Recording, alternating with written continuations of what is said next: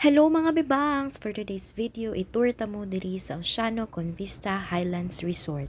So located na ini siya sa Barangay Umbay sa Samal Island. Unya nice kay diri mga bebangs no, ka instagrammable kaayo ug very aesthetic kayo ang lugar. Unya pinakaganahan nako kay very mingaw gid kayo siya. Unya perfect kay ni pagmuni-muni ug pamalandong sa imong life. So this is the perfect place to be. Char. So nay upat ka buok houses na pwede niyo rentahan. Kanang nakita ingon dako nga balay mo na Orania House o diha mi nagstay, tapos nani siya private pool, so mo ni among private pool nya na mi free access pod sa ilang function hall. Mo ilang function hall mga bebangs na TV, na water dispenser, tapos na sila kitchen, pwede ra mo dito makaluto, tapos na sila ref, napod sila mini bar diri nya perfect kayo pang chill lang na mga na may mga drinks, tapos makita niyo ang stunning view, kita niyo ang ocean, ang clouds nya very hangin diri na side nya mga bebangs. Itour na tamo sa Orania House kung asa mi nagstay.